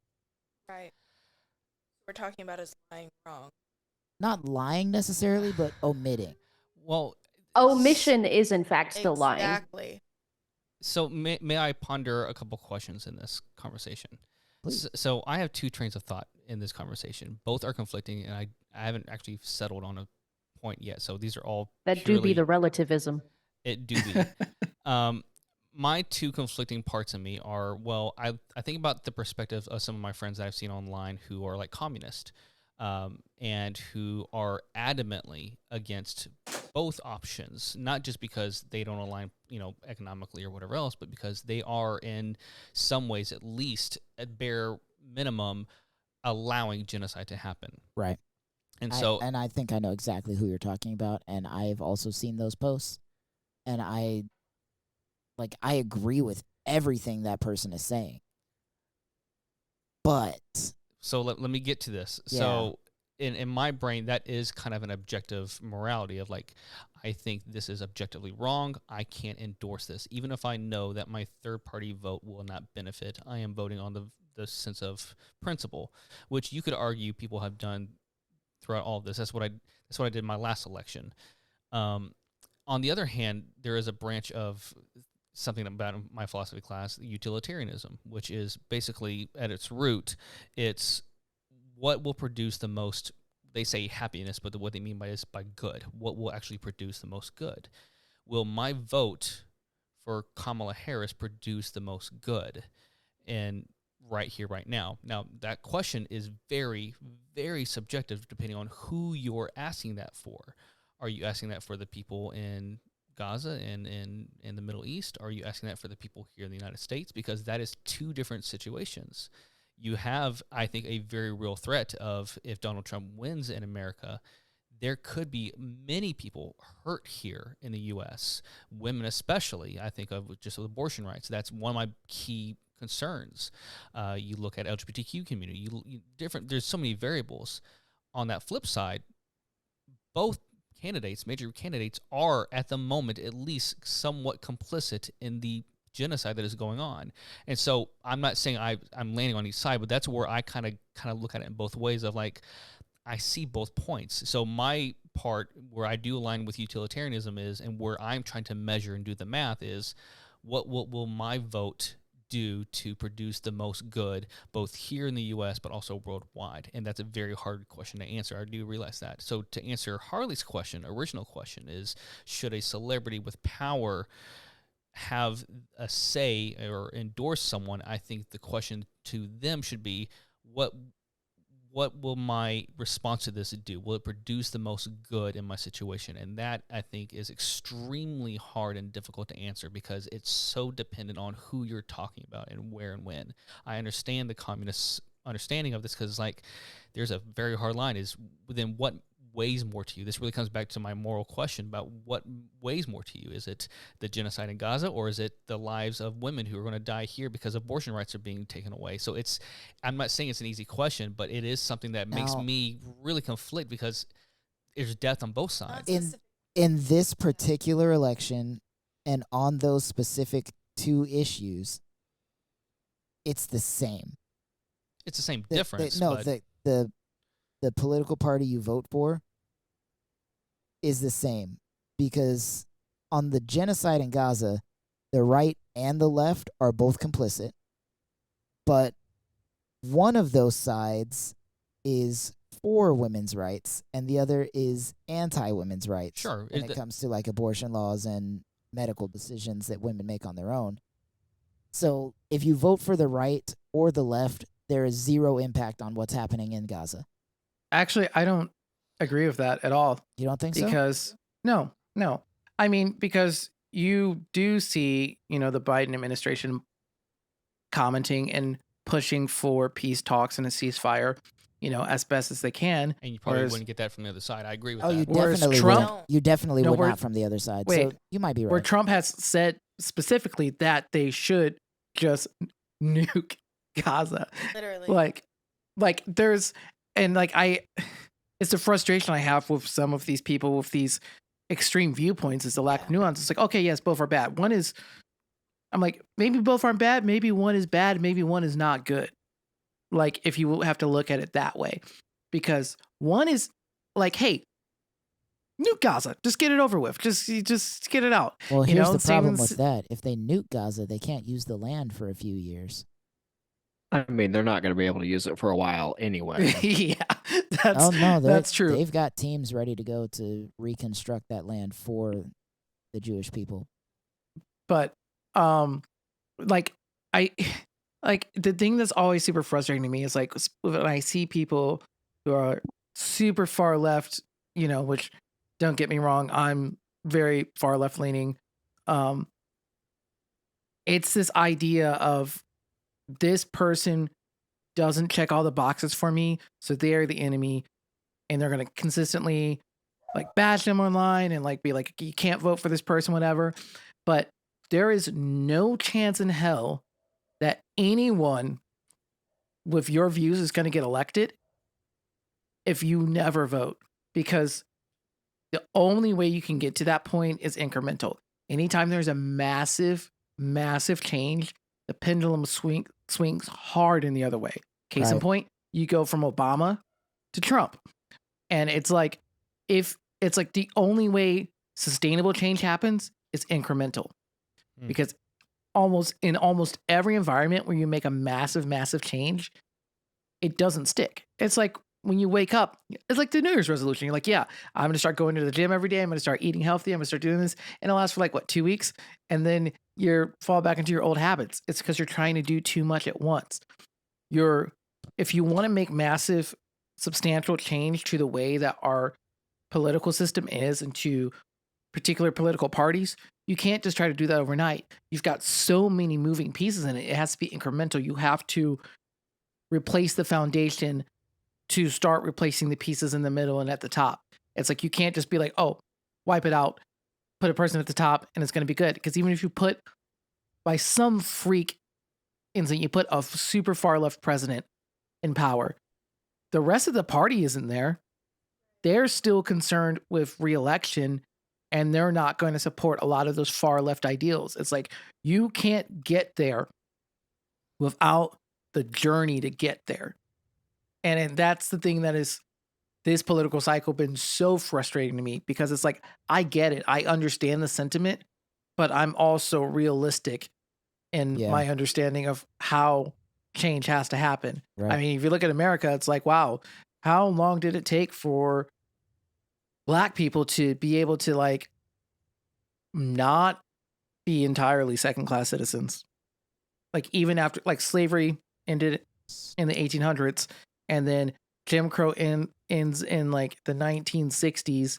It's like 100 years later, it's like, and then you still have so much more after that, to the point where I'm going to say even still, it's not equal, Yeah. because, people live through that and they're still alive. It's, Anyways, that's my soapbox. No, I completely agree with that. Like, you have to realize it's incremental. And being able to say, like, I'm not voting for this person because they don't agree with everything is absolute privilege.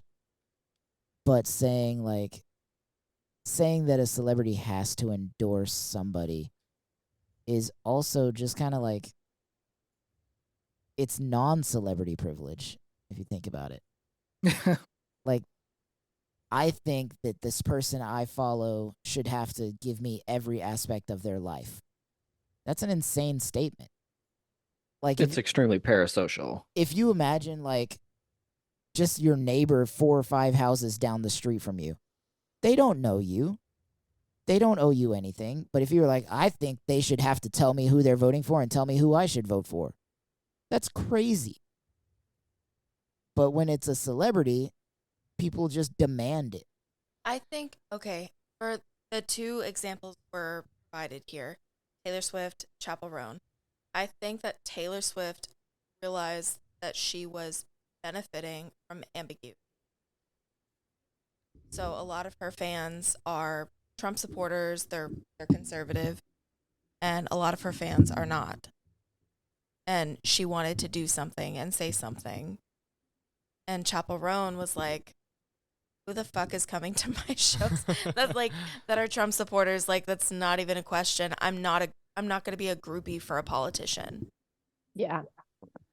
I think too, you gotta tighten the side of it, Chris. I think, man, it's so hard because it's again, it comes back to that utilitarian question of like, well, what will produce the most good?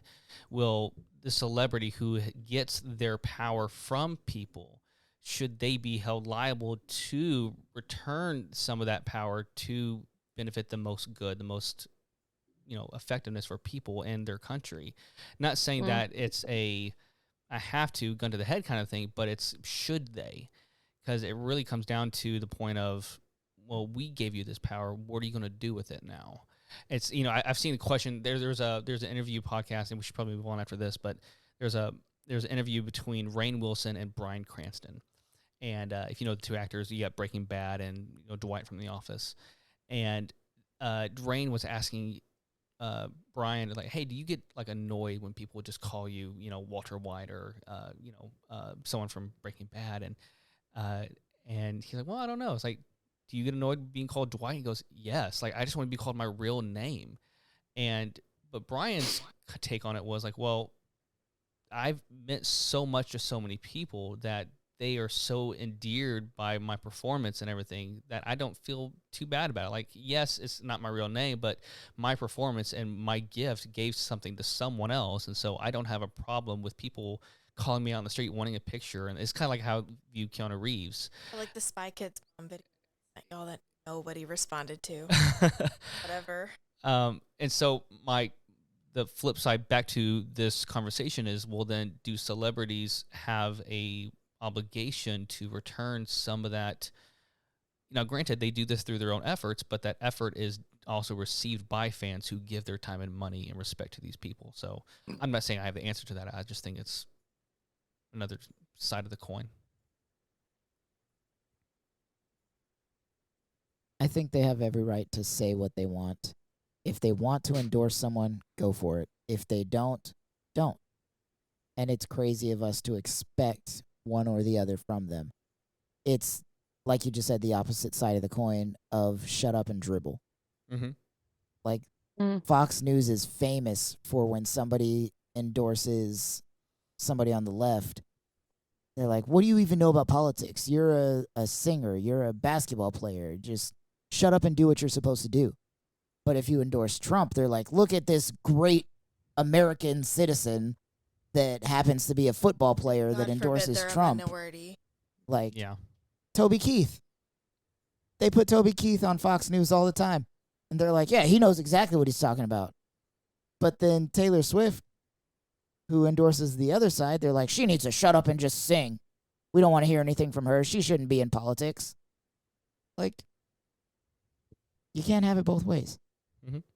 And that goes for us too on the left. Like, either everybody should be able to have their opinion or not, or no one should. I think that wraps that up pretty well. I think it does. I think it's a good conversation. I think there's more to be Oh, talked for sure. about. This is not a one night, 15-minute issue. No. Yeah. Well, if you I think subscribe there's- to our Patreon, you can hear Yeah, this there conversation we go. continue. Yeah, I think Chris there's so and many. Justin should run Patreon. I agree. There you go. I think that's a great idea for Justin. Wow. In between your long haul truck stops. There you go. Yeah, you know, Where are you? Louisiana? never. That's the Oh. one state he doesn't drive through. I go around that Wow. one. But the okay. food is so good. It is. So great. Okay, so that concludes our main segment for today's pod. Let's go ahead. We're going to take a little break from that topic and we'll move into some closing fan questions, silly, goofy stuff.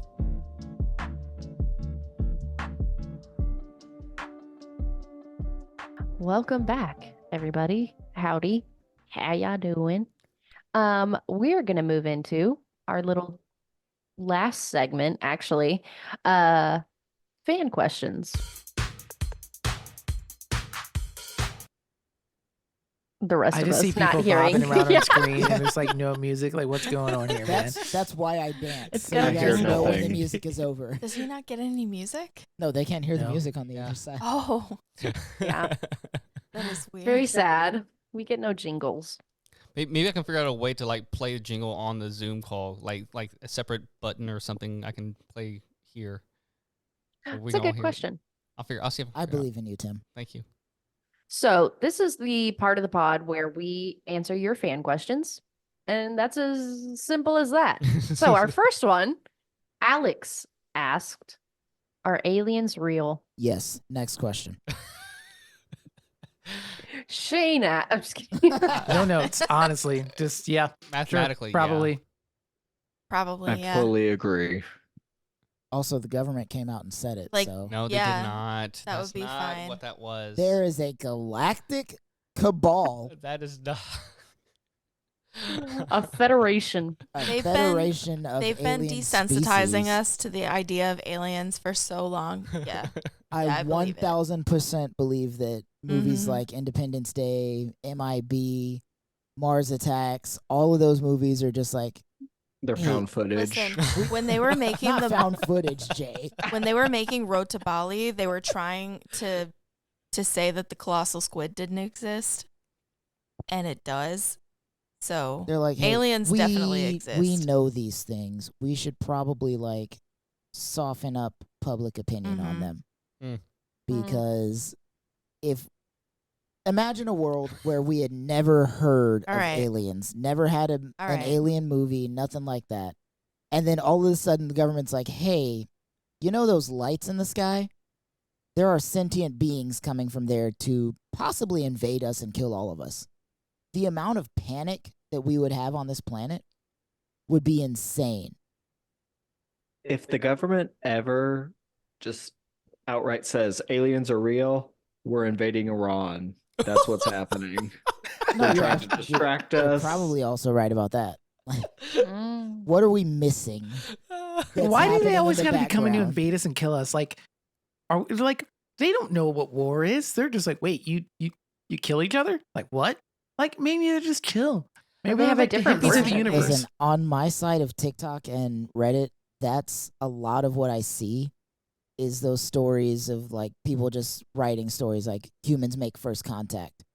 And most of them, the aliens are pretty peaceful. There might be like one race of aliens that's a war race and they attack people, and then humans are like, hey, guess what we're known for? So, I have a question. Mhm. Do you think the concept of aliens is loosely based off of like introduction to native societies? 1,000%, because all of our introductions to aliens are like, hey, the aliens are coming here to conquer us. We need to Oh. fight back. Um, I think that's just based on humanity's first contact with other races. Like, we're here to conquer you. You should have fought back if you wanted Well, to survive. I But is that was aliens or more so gods or thinking deities? no. It's all the same. like we think it's cool and everything's fine, and then we're suddenly like, we have to capitalize on this. Uh, Take District over. 9. Have you seen District 9? Yes, great. You should one. watch it. It's Yes. So literally good. basically the concept that you're talking about. Yeah. A lot of I our highly recommend it. a lot of our understanding of the possibility of aliens comes from ancient nations. Yeah. First Contact. Hmm. First Contact with Wow. aliens is very similar to First and- Contact with and, ancient like, civilization. So are a lot of the deities that they have like a lot of similar. Wow. Everything comes full circle. Mm-hmm. Callback. Is that what that's called? Yes. Back to Tim's statement at the beginning of the pod. Study. Do the thing. Do your own research. Do your homework. Slay. So that answers that one. Shane Is that your asked. friend at work, Alex? That's Tim's friend at work. I've never met Uh, Alex. That's his Oh, work hello. doppelganger. Whoa. Very true. Yeah. Alex has had the opportunity to meet me and has just never Oh. taken it. It All goes right. both ways, buddy. You have to do that TikTok. I understand he's that like- it goes both ways, I'm but I Drew. reject that. Yes. Danny, and we are not the same. And listen, Tim and I have been friends for a really long time. And when I went to the office where he works, I was like, "That's not Tim," but it could also be Tim. But that's not Tim. You should Anyways. do that TikTok. He is You're the Gen Z not version of Tim. me, Harley. Like he very similar thinking processes. He's very similar to me. And Very similar. He's got a ginger cast. If Tim were very cutesy, very demure, that would be him. Oh. Okay, Bring him on Shane- the pod. Shane's question. Shane's question. Weirdest side of TikTok you somehow ended up on? I can't talk about that. I've been on some really weird sides of TikTok. The whole corn sweat thing was weird.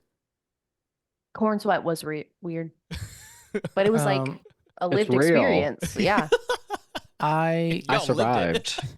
Yeah. corn sweat is weird. It's weird. It's Hey, very It's weird. the the next corn I sweat. Survived book for kids. I Survived Corn Sweat 2024. Y'all have corn I mean, pits corn up sweat in there? itself isn't weird. It's the corn sweat on TikTok is weird. Hold on. Do y'all have corn pits up there? Corn pits? Corn pits. Like at the Like- fair? Oh, no, we have those at like pumpkin patches where it's Okay. like corn kernels. Yeah, on the ground. And there's Mhm. like a tent. Mm-hmm. Okay. And instead of, yeah. Kind of That's- gross. That's Really not a gross. thing up here No, not in Wisconsin. Really? No. That's definitely a thing down here. or Mm. Chicago. No, It's too far north. maybe in other parts of Illinois, but Chicago is like its own thing. Definitely in Indiana. Well, Indiana's evil, so It is. Indiana is corn. It is. Just corn. I found myself on the side of TikTok where it's like weird games, like professional weird games, like professional Simon Says. Oh, Yeah. Like that's it's weird for you? I mean, it's not normal. I was telling Jay this earlier. I wish I had more time to think about this question, but the weirdest side that I've recently been on is it's an ad that'll pop up, and it's like a short cutscene from this like acted out webtoon almost. The best, because if you've ever read like a cringy webtoon, that's like the concept of it, but it's always got like werewolves or like Yeah. my ex-wife's actually a billionaire, and then it's just this I- whole weird thing. I know the weird, poorly acted videos that you're talking about. Yes. Where I have also Okay. been on that side It's just of really TikTok. bad Yes. acting, Yeah. and Okay, it leads I you to a watched- different app. I watched one of those, like it was a Facebook ad, and it just kept going, and I Yes. watched it for like 45 minutes, Bro, and I was no, like, I got sucked into one of those, and I went to find it on like what is it, Vimeo? Is that the Yeah. I went to find it, and I watched an hour and a half of one of those videos. You guys want to know And how acting and so bad. why Chris One of He's the got ones- the time. Winnie the Pooh, I Blood and watched Honeys, because he one- watches shit like that. but like the one I watched, the cast like changed like halfway through it. Whoa, It That's was- insane. Oh, God. Recast. It was so weird. It was so bad.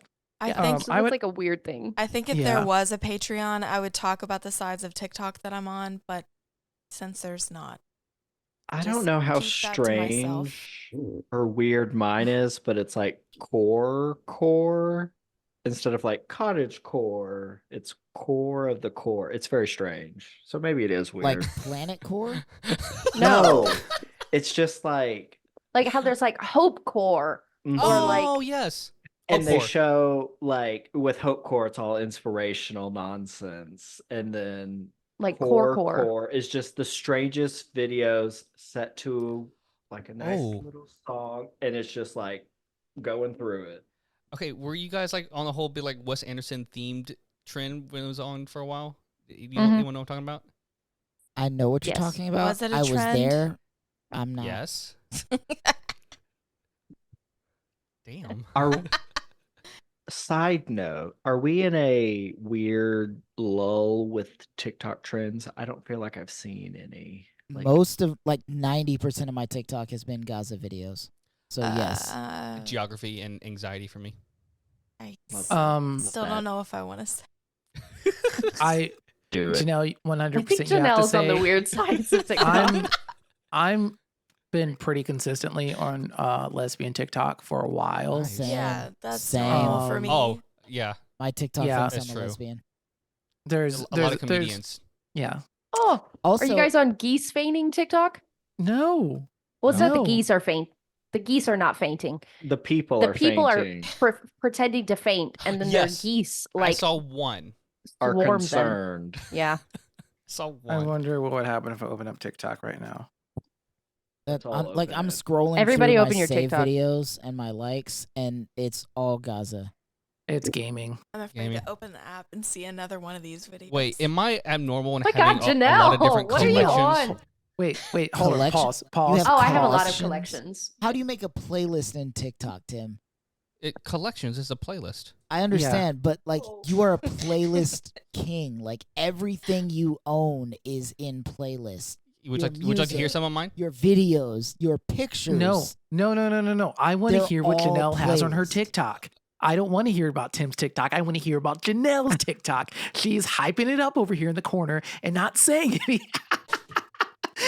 Real. Please give us We lost Tim. Tim's gone. We He's lost mad. him. give us a crumb, Janelle. Do y'all know who Girthmaster is? I'm sorry. What? I don't know how this Yes. happened because As your husband, what I'm- the fuck? also I have yeah. I don't know how Is it like this measuring the happened. girth of things? No, Yeah. Harley. What is girth? It's his penis. I don't know how Oh. this happened because that's not something I searched. But every other video is about this person. And I'm just like, okay.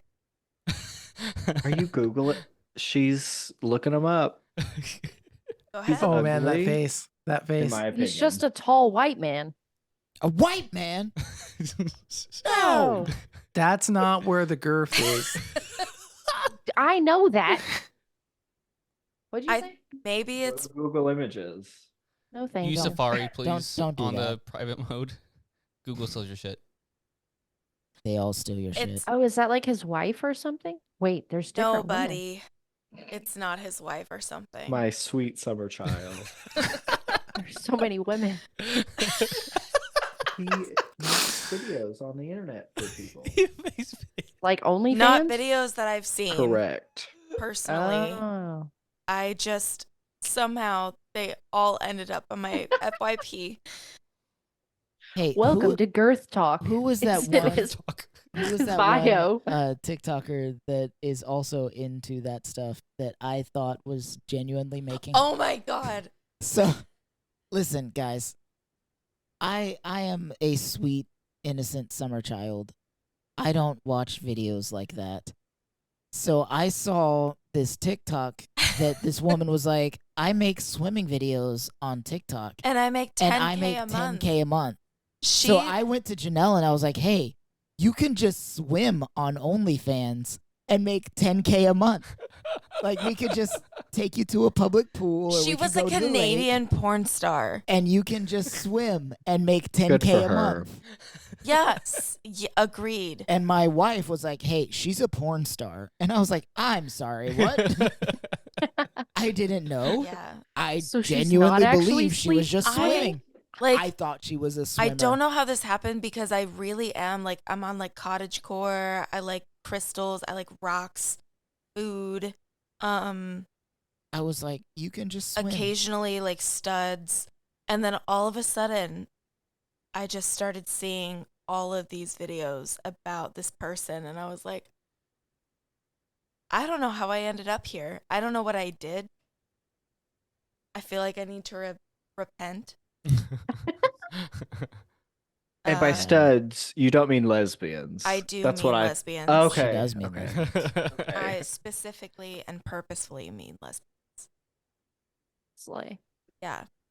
So I don't know how it. You see what I'm saying? I don't know how I ended up here.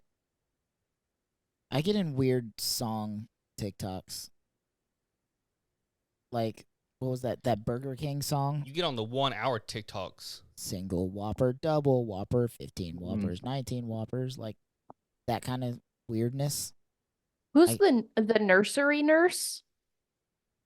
Do you guys know who that is? She's this lady Nope. who like does like, oh my God, what are those kinds of TikToks even called? It's basically like acting out different characters. Yes, And I have she's seen like in a nursery and she's British. Oh, I know who Gotcha. you're talking that. about. I think so. I get into a lot There's a of those as song. well. Like And there's the- Yeah, always they're really something good. unhinged that happens. I get into at the daycare. series of those. Yep. Well, now And, there's a nursery like verse 50 song. parts in. Mhm. Like It's what wild. was that one? Who the fuck did I marry? I know. I got into that one. I There's, told Jared all about it. there's one done by, I can't remember her full name, but it was like Wheezy something, where she plays this kid that is going through like their parents' divorce, and she's all of the characters, but like it gets like really emotional, and I don't know how I end up in those TikToks, but I've watched every single one. Yeah. You guys on the 20 number challenge on TikTok? No. The who? You know we're not. You asked tw- that knowing what? that we're not. It's this guy. His name's Nick something, and he does this. Ours? Maybe. He does this challenge where you have like 20. You have to just put 20 numbers in mathematical order, without knowing what's next. So it's kind of like blind ranking, but with numbers, and so you try to put them in the correct order. And so try doing 20, but without. It has to be in order though. I'll send it to you. It's a thing. Tim loves his rankings. Yes. No, I do, He buddy. does love his rankings. Yes. The Virgo in him. That's one of the things we don't have in common. We have a lot of things in common. We're very similar people, but rankings are not it. Have you guys heard of Mark Rebelit? Mark Ribier. Is that it? Yes. Yes. Okay, I knew Maybe that. I didn't know. I don't know how to pronounce it. Rebelit, whatever. The I didn't one realize thing it was Chris French. doesn't I'm know how to sorry. pronounce. I didn't realize it That's was wild. French. I'm sorry. Oh, I feel so Yeah. like happy now because it's usually me. I'm just like scrolling through my liked videos like all the way back. Oh, he's Mark great. I love that he's blown Reblet. up. He used to do like Sunday live streams every Sunday. He would just riff and just take shit from the comments and just play. It was cool. Our pets are going crazy. I follow this guy, Matt Curtin, who, if you're into anime, he does My Hero Academia, but like the reality of being in that world. So it's like the stuff that you don't see on the show, like them in weird situations. Like the principal has to call Midoriya into his office to explain to him, you can't keep breaking your own arms to save people. Because I, as the principal of your school, get in trouble every time you do that. Fun times. Cool stuff. Harley, I think that's all we got. I think that sums it up. Does anybody have any final thoughts? Don't ever say "as your husband" ever again. As your husband. What the fuck? I mean, that was pretty Shut funny. up.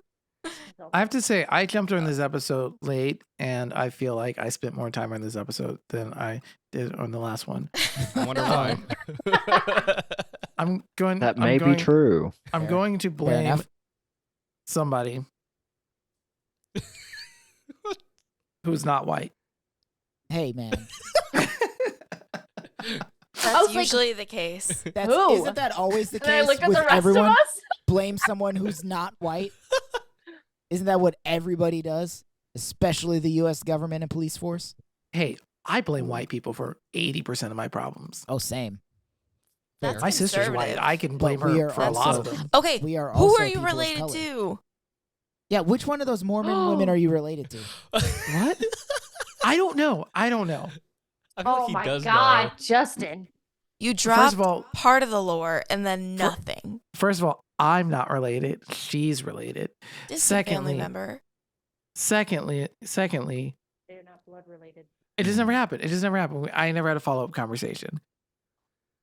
Have That's the follow-up despicable. conversation. Justin. Call her. I might see her tomorrow or No. Saturday. Call her now. Why don't you just Get her ask on your the nephew? pod. Because my nephews, God bless them, if they ever listen to He this, said, "Bless their heart."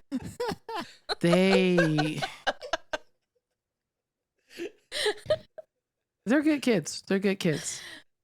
They're Okay. sometimes they're just not the brightest. He said, "God love him." Oh, honey.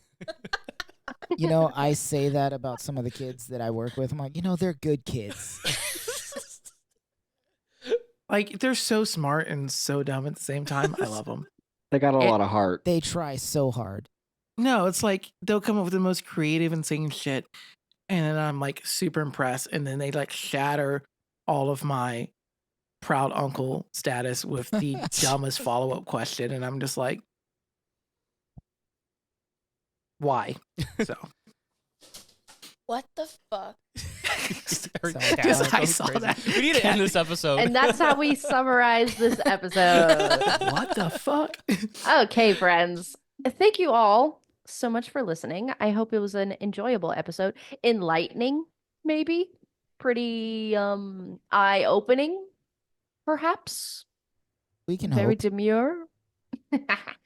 Never that. Anyways. Yes, thank you so much for listening. And Never please demure, always diabolical. Ooh, that's good. Write that down. Write that down. Be sure to subscribe and like our podcast on any platform that you listen to. Give us a rating, great rating, if you liked us. If you didn't, we never existed. You can find us on Instagram, TikTok, and Facebook. Yes, at Always More Pod. Tim, where can we find you? You can find me on Instagram, Twitter, TikTok, and pretty much everything else at Timothy Lichty. Slay. Chris?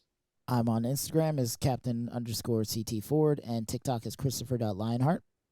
Justin? I am everywhere as Justin is Theory. Including in my wife's cell phone. Justin is Including- Theory is what she has you saved as. That is perfectly I fine. didn't know your last name. That's amazing. Jay, would you like to be found on the social medias? I would not. Okay, Slay. Don't That's don't fine. perceive me. I'm You going can to visit me find at you work. anyways. Janelle has I'm already sure found I'm sure it's really easy. Listen, Janelle found you the second she walked in and realized you were actually part of this podcast. Excellent. She is a sleuth. Janelle, would you like to share your social media? I'm on Instagram at saffroneTC. Slay. And I'm on Instagram at whatharley, WUT Harley, and TikTok at harleybean.co. Thank you so much for listening and being a part of the conversation. And remember, there is always more than this. Bye. Bye.